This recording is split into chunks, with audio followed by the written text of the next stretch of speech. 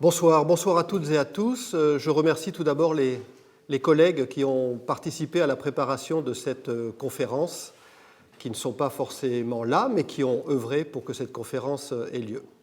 Alors, le thème de ce soir est le harcèlement moral au travail, et plus précisément, que dit le droit ? Nous allons être amenés à regarder deux questions. Première question, mais finalement, quand on parle de harcèlement moral, qu'est-ce que cette notion recouvre ? Et puis, deuxième question, quel est le régime juridique applicable en matière de prévention, de réparation et de sanction ? Le droit, vous le savez, interdit le harcèlement moral au travail. Parmi les dispositions importantes à connaître, nous avons une disposition du Code pénal, c'est l'article 222-33-2. Rassurez-vous, je ne vais pas vous assaillir avec des articles, mais il y en a quand même quelques-uns qui sont à connaître. Que nous dit ce texte ?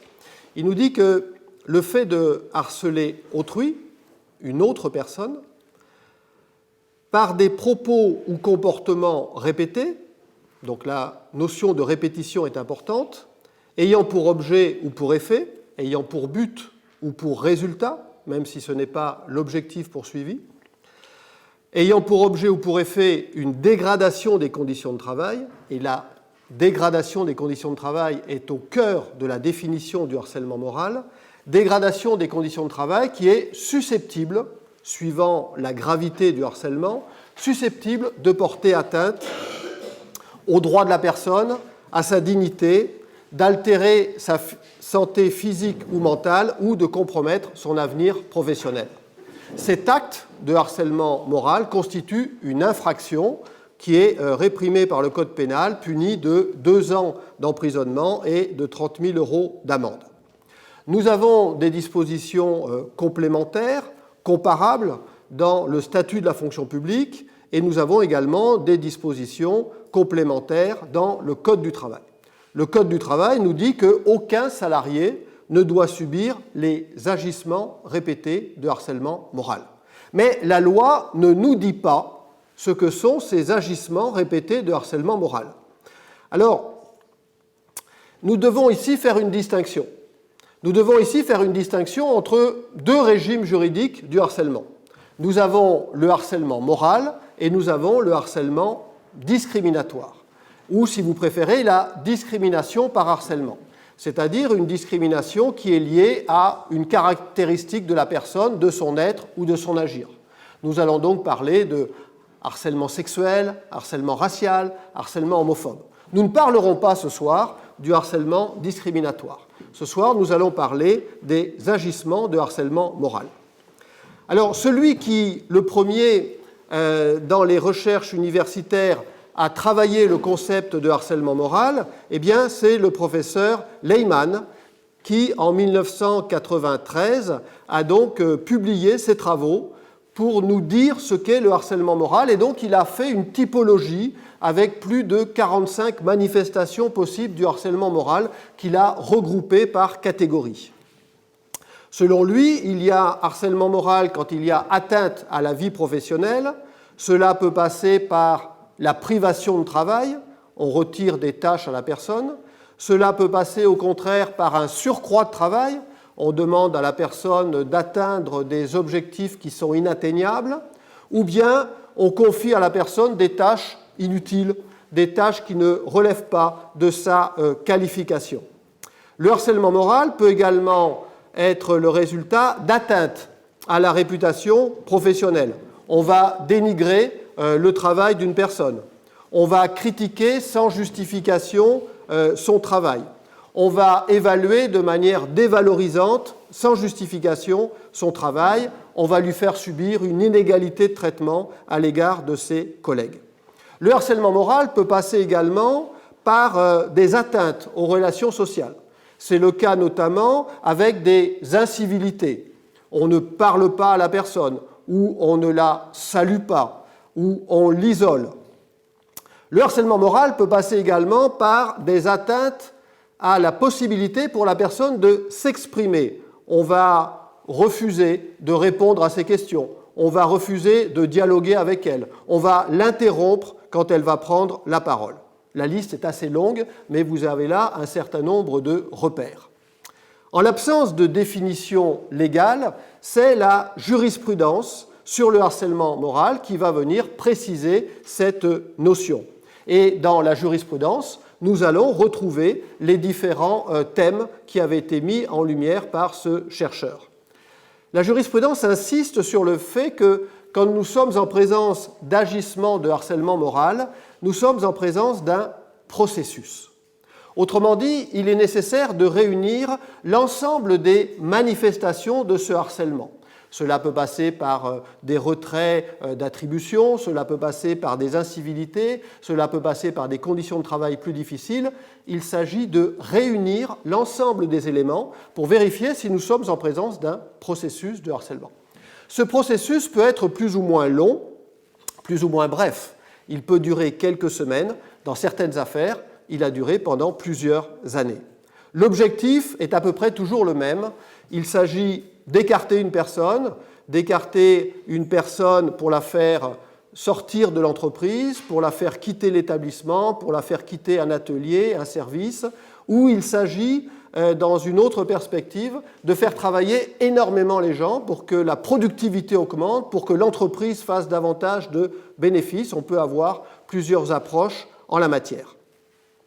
Avant la loi qui a instauré ce concept de harcèlement moral dans la législation, loi du 17 janvier 2002, nous avons eu un certain nombre de travaux, notamment de la Commission nationale consultative des droits de l'homme. La Commission a fait une typologie du harcèlement moral en distinguant le harcèlement entre les salariés, que l'on pourrait qualifier de harcèlement horizontal, que le chercheur Leyman a qualifié de mobbing, mais dans la jurisprudence, nous trouvons assez peu de manifestations de ce harcèlement. Et puis le harcèlement vertical, qui peut prendre deux formes différentes, le harcèlement managérial et le harcèlement institutionnel. Le harcèlement managérial, nous dit la jurisprudence depuis 2009, est un harcèlement mis en place par un supérieur hiérarchique à travers un certain nombre de méthodes de gestion à l'égard d'un ou plusieurs salariés. Il va donc y avoir ce que l'on a vu tout à l'heure en termes de manifestations, des pressions continuelles, des reproches, des mises à l'écart, une surveillance. Les modalités de mise en œuvre de ce management sont évidemment très variables. Ici, le pouvoir hiérarchique est en fait détourné. Il n'est plus exercé au regard de sa finalité, c'est-à-dire le bon fonctionnement de l'entité, mais il poursuit des objectifs qui n'ont rien à voir avec les bénéfices que l'entité peut en attendre. Autre manifestation, beaucoup plus récente, c'est le harcèlement institutionnel. Ce harcèlement institutionnel est tout à fait particulier, puisqu'ici, c'est l'exercice en soi du pouvoir de direction de l'employeur qui cause le harcèlement moral. Certaines et certains d'entre vous ont peut-être reconnu l'emblématique affaire France Télécom. Ici, pour répondre aux demandes des actionnaires après la transformation de l'entreprise, une nouvelle politique a été mise en œuvre sur le plan commercial, technologique et de gestion du personnel. Et parmi les éléments de cette politique, alors que l'entreprise comprenait à l'époque 120 000 salariés, il a été décidé de supprimer 22 000 postes, 22 000 postes supprimés ou 22 000 mutations. Et cette évolution devait avoir lieu dans un délai extrêmement court, puisque le délai n'était que de 3 ans. Pour atteindre cet objectif, eh bien, l'entreprise a mis en œuvre des méthodes tout à fait particulières que la Cour d'appel, Chambre des appels correctionnels, dans son arrêt du 30 septembre 2002, a qualifié de harcèlement moral, et elle a considéré que l'entreprise avait mis en œuvre une politique industrielle de harcèlement moral. Ce harcèlement institutionnel a pour spécificité, nous dit l'arrêt de la Cour d'appel, d'être en cascade avec un effet de ruissellement qui va donc de la direction générale de l'entreprise jusqu'aux salariés concernés, même s'il n'y a pas de lien hiérarchique et personnel entre les membres de la direction générale et les salariés qui sont concernés. Parmi les méthodes utilisées pour mettre en œuvre ce harcèlement moral institutionnel figure la formation des managers. Les managers ont été formés pour apprendre à obliger des salariés à quitter l'entreprise. Et on les a récompensés, en tout cas certains d'entre eux, en calculant des parts variables de rémunération en fonction du nombre de salariés qui acceptaient de quitter l'entreprise. Cette politique a eu des conséquences absolument tragiques en matière de santé, puisque, comme vous le savez sans doute, un certain nombre de suicides ont eu lieu. Dans le cadre de la prévention pénale, 19 suicides ont été retenus, mais le nombre de suicides qui a eu lieu est nettement plus important. Et bien évidemment, il y a eu d'autres dégâts sur la santé que ces suicides. Alors, que faire ? Quelles sont les fonctions du droit face à ce phénomène du harcèlement moral en termes de prévention, en termes de réparation et en termes de sanctions? En termes de prévention, la prévention devrait se faire d'abord par le travail. La déclaration de Philadelphie de l'Organisation internationale du travail du 10 mai 1944 demande aux États d'instaurer dans les entreprises un régime de travail réellement humain. Un régime de travail réellement humain, ce ne sont pas simplement des conditions de travail humaines, c'est un travail qui en soi est humain. Qu'est-ce que cela signifie dans la perspective de l'OIT ? Cela signifie que les travailleurs doivent être employés à des occupations où ils aient la satisfaction de donner toute la mesure de leur habileté et de leur connaissance. Ça, c'est le versant contenu du travail. Et l'OIT complète en disant que les travailleurs devraient être employés dans des occupations où ils vont contribuer le mieux au bien-être commun. Ça, c'est le versant sens du travail. Eh bien, la prévention du harcèlement moral peut se réaliser par le biais du travail, en mettant en place un travail réellement humain pour prévenir justement un certain nombre de comportements. La prévention peut se manifester par la fraternité. Nous sommes au CNAM et l'abbé Grégoire, qui a œuvré pour la Déclaration des droits de l'homme et du citoyen, souhaitait que la fraternité soit inscrite en premier dans la devise républicaine. Plus près de nous, le Conseil constitutionnel, dans une décision du 6 juillet 2018, nous dit, enfin, la fraternité est un principe à valeur constitutionnelle. Il découle de ce principe de fraternité la liberté d'aider autrui. La liberté constitutionnelle de chaque personne d'aider autrui. Plus précisément, le Code du travail nous dit « Il incombe à chaque travailleur de prendre soin de sa santé et de sa sécurité, mais il incombe aussi à chaque travailleur de prendre soin de la santé des autres personnes concernées par ses actes ou par ses omissions au travail. Prendre soin de ses collègues, prendre soin des usagers, prendre soin des clients. Il convient donc de s'aider les uns les autres, de prendre soin les uns les autres. Et ici, le Code du travail, en fait, nous indique un modèle de comportement. Le Code du travail n'est pas là que pour poser des interdictions ou pour poser des droits. Ici, de manière tout à fait intéressante, il nous propose un modèle de comportement et il nous invite à la prévention du harcèlement moral par un collectif de travail où règne l'entraide et la coopération.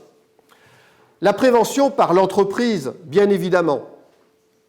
Le travailleur met à disposition de l'entreprise sa capacité de travail et l'employeur doit, au minimum, lui garantir la préservation de sa santé.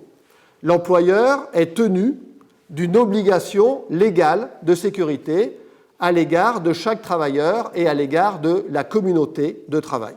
L'employeur doit donc prendre toutes les dispositions nécessaires pour prévenir les agissements de harcèlement moral.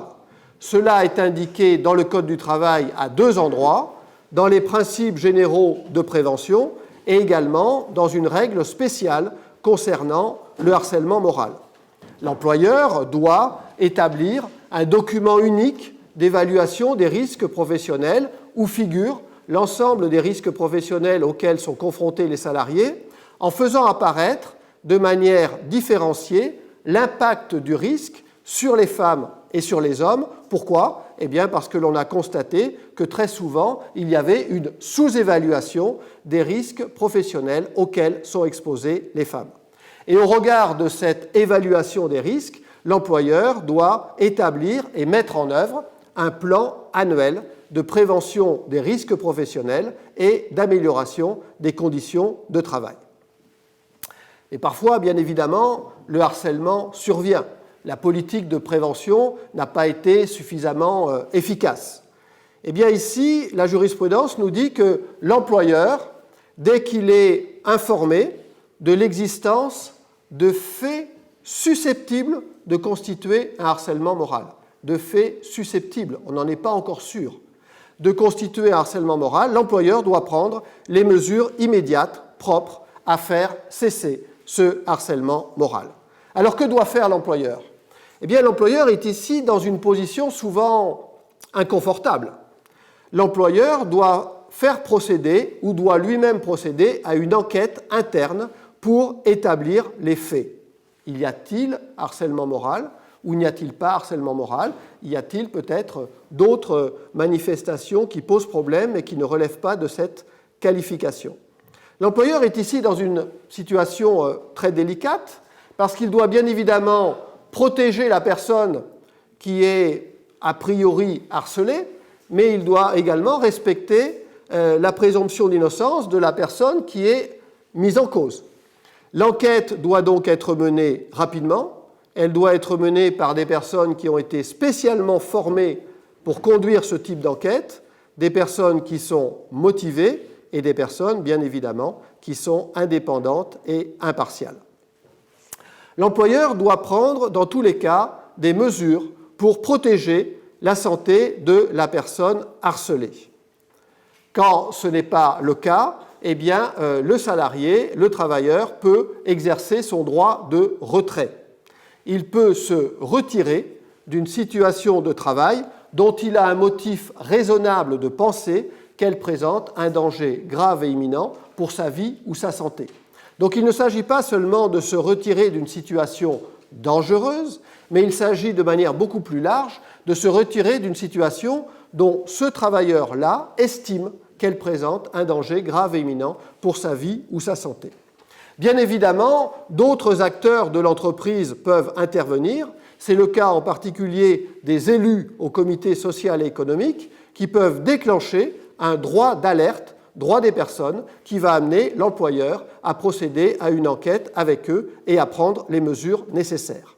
Le médecin du travail peut également déclencher une procédure qui peut être assimilée à un droit d'alerte.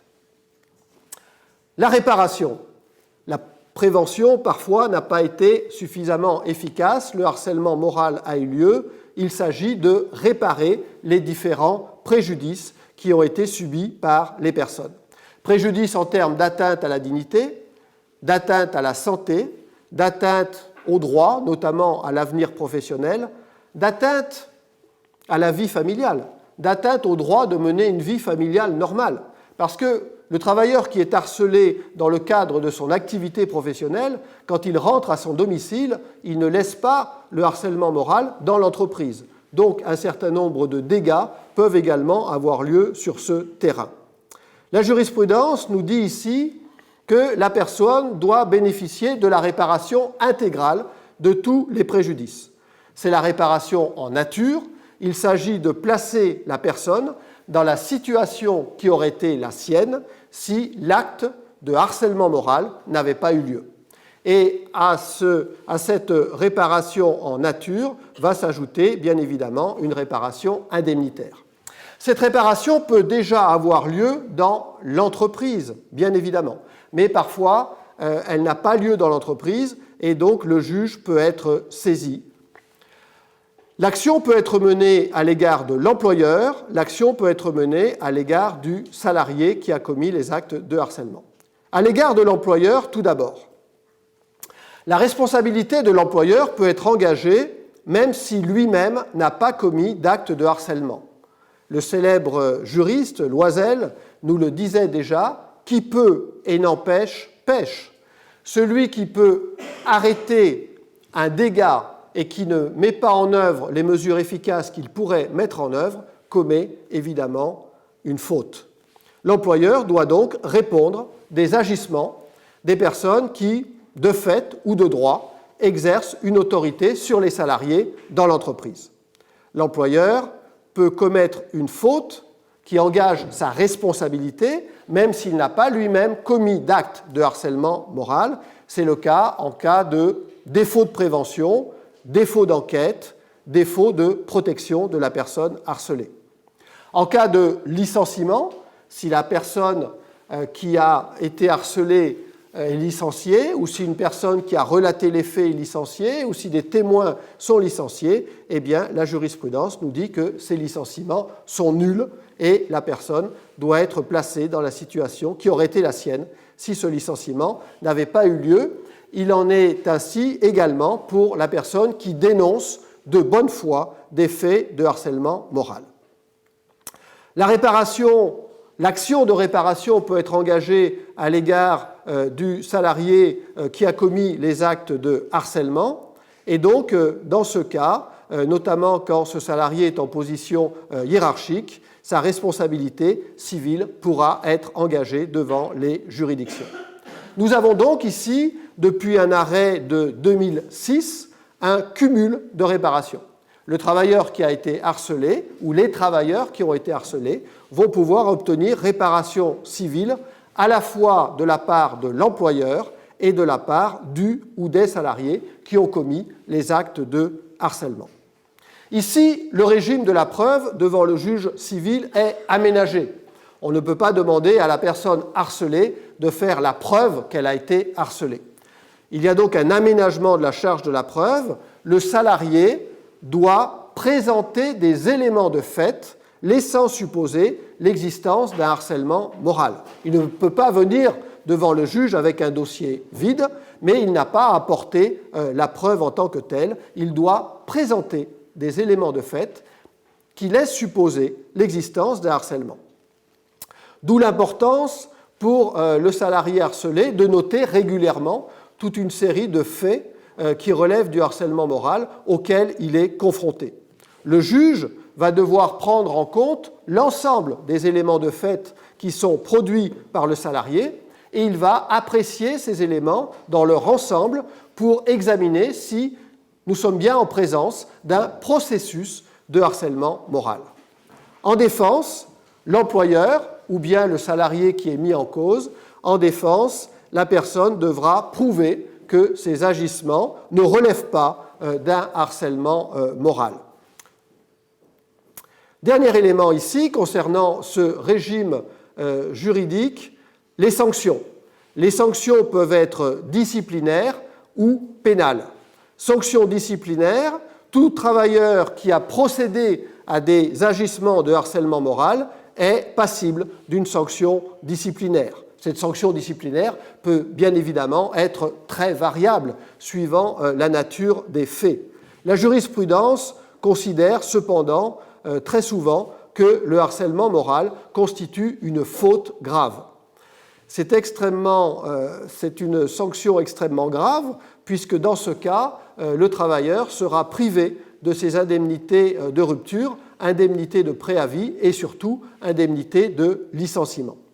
La sanction peut être pénale. Dans ce cas, les poursuites doivent être engagées dans le délai de 6 ans. Le délai de prescription est de 6 ans. Pourront être poursuivis et condamnés l'auteur. L'auteur, c'est bien évidemment la personne physique. Il peut s'agir de l'employeur ou de dirigeants. C'est le cas, par exemple, dans l'affaire France Télécom. Il peut s'agir d'un salarié harceleur. Ça a été le cas pour 2 cadres supérieurs dans une affaire jugée par la Chambre criminelle de la Cour de cassation en 2013. Il peut s'agir également de la personne morale, c'est-à-dire l'entreprise. Nous avons ici une responsabilité pénale de la personne morale et cette responsabilité en matière de harcèlement moral a été mise en œuvre dans l'affaire France Télécom par le tribunal correctionnel de Paris. Mais nous pouvons également avoir des condamnations sur le plan pénal des complices qui n'ont pas eux-mêmes commis les actes de harcèlement moral, mais ce sont des collaborateurs qui, par aide et assistance, nous dit la jurisprudence, par action ou par omission, ont facilité la préparation et la consommation du délit de harcèlement moral. Voilà donc en quelques mots le régime juridique du harcèlement moral. Vous voyez et vous le savez qu'il vaut mieux prévenir que guérir et que nous avons dans le droit un certain nombre de ressources à notre disposition. Les salariés, les travailleurs ont également en eux et entre eux un certain nombre de ressources pour éviter l'apparition de ce genre de phénomène et pour faire en sorte que ces manifestations disparaissent au plus tôt. Nous avons la chance d'être dans cette magnifique bibliothèque de la rue Comté du CNAM et donc si ces sujets vous intéressent, eh bien, je vous invite à vous y rendre pour consulter un certain nombre d'ouvrages et pour avoir accès à un certain nombre d'articles. Je vous remercie pour la qualité de votre écoute.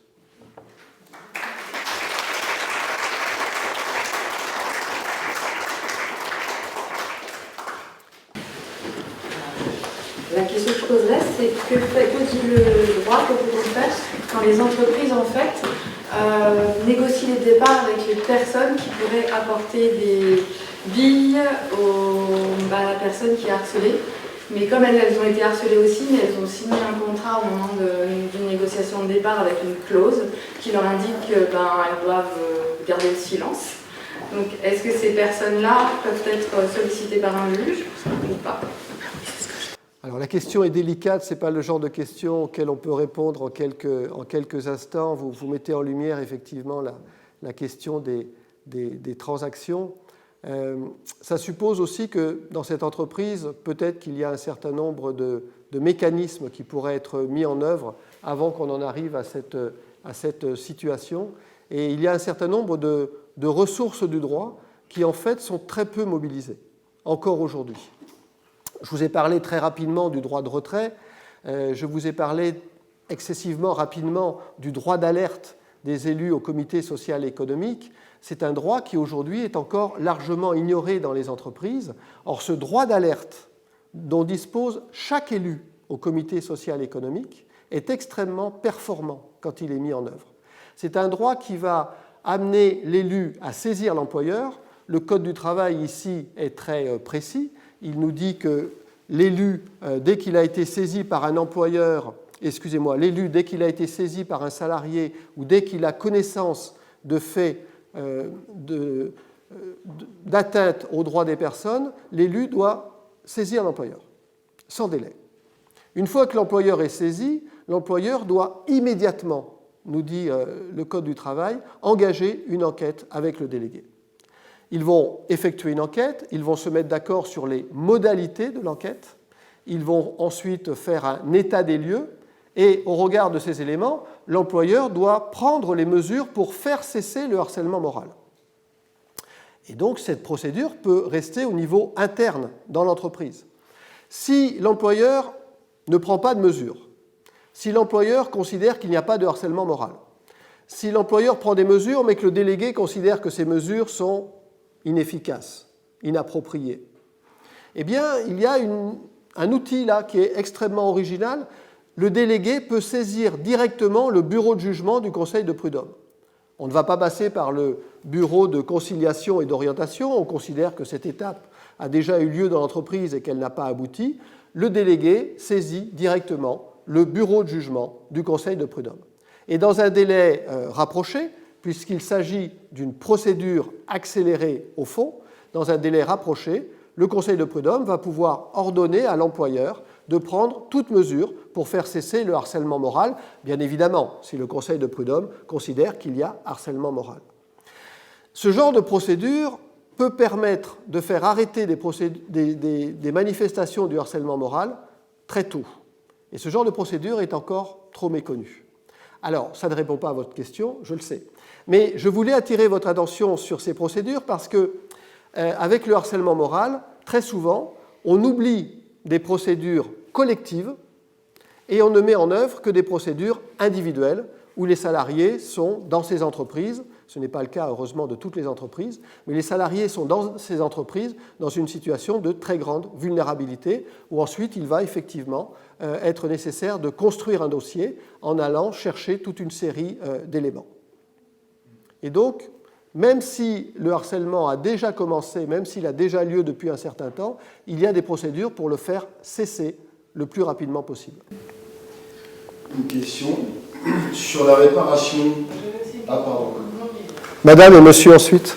Ce sera les deux dernières questions. Oui, alors j'avais une question en ce qui concerne le harcèlement moral institutionnel, dans le cadre du conseil d'école. Comment s'était passé justement pour réussir à prouver qu'il y avait bien une formation spécifique qui était destinée à faire en sorte que les gens repartent Alors c'est le résultat d'une procédure extrêmement longue qui a démarré en 2007 et qui a été jugée en 2019. Donc il faut mesurer le temps de la procédure judiciaire. Et au cours de cette procédure extrêmement longue sont intervenus de nombreux acteurs. Une organisation syndicale qui a déposé plainte, les élus de différents comités à l'époque, comité entreprise et CHSCT, une inspectrice du travail qui a coordonné l'action des différents inspecteurs du travail dans les différentes régions de France et la police judiciaire. Et donc l'ensemble des acteurs ont été amenés à apporter un certain nombre d'éléments. Et comme vous le soulignez, parmi les éléments qui ont été apportés, il a été mis en lumière le fait que l'entreprise faisait appel à une entreprise de formation spécialisée dans ce type de formation tout à fait particulière. Ces faits n'étaient pas contestables et n'ont pas été contestés. Monsieur ? Sur la réparation, comment obtenir réparation? Devant quels tribunaux et par quel recours? Alors, la réparation du harcèlement moral, dans la quasi-totalité des affaires, c'est une réparation qui ne va pas pouvoir être assurée devant le tribunal judiciaire, l'ex-tribunal des affaires de sécurité sociale, le pôle social maintenant du tribunal judiciaire. Pourquoi ? Parce que le droit de la sécurité sociale, je ne développe pas, mais le droit de la sécurité sociale ne permet pas aujourd'hui de réparer les conséquences du harcèlement moral. Donc ces affaires vont être portées devant le Conseil de prud'homme. Et donc c'est le juge du contrat qui va être amené à évaluer les conséquences de ce harcèlement, après bien évidemment avoir eu les éléments pour constater l'existence de ce harcèlement. Et donc nous avons une jurisprudence sur la réparation du harcèlement moral devant les conseils des prud'hommes, ensuite devant la chambre sociale de la Cour d'appel et parfois, quand il y a cassation, devant la chambre sociale de la Cour de cassation. J'ai retenu que vous avez parlé du bureau du jugement du Conseil des prud'hommes, mais dans la fonction publique, est-ce que, des situations de harcèlement, je vois ce qui s'est passé au CHR de Rennes, là, c'est des patrons omnipotents, tout-puissants. Bon, qu'est-ce que les agents publics, face à de tels, un climat insoutenable, que reste-t-il pour saisir? Est-ce qu'un commissariat de police local? Alors, ce n'est pas une question qui appelle une réponse courte. Je n'ai pas du tout parlé du droit de la fonction publique. Donc, si ça vous intéresse, on pourra faire une autre communication sur le droit applicable dans la fonction publique. Il faut bien distinguer dans la fonction publique, comme quand nous sommes en présence du droit civil, il faut bien distinguer deux branches. Les poursuites pénales sont possibles, bien évidemment. Si vous avez un fonctionnaire qui commet des actes de harcèlement moral, des poursuites pénales sont possibles. Et des poursuites sont possibles également devant le juge administratif avec un certain nombre de procédures. Si la question vous intéresse, en ce moment est en train d'être diffusé un MOOC. Vous savez que le CNAM est à la pointe en matière de MOOC, nous sommes plusieurs à faire d'excellents MOOC, il y en a plusieurs collègues dans la salle qui font d'excellents MOOC. Nous avons un MOOC en ce moment qui est en train d'être diffusé sur les risques psychosociaux, des risques psychosociaux à la santé mentale, et dans la séquence sur la partie juridique, eh bien, vous avez un certain nombre de renseignements qui vous sont communiqués en la matière. Je crois que la maître des horloges nous dit que c'est terminé. Merci.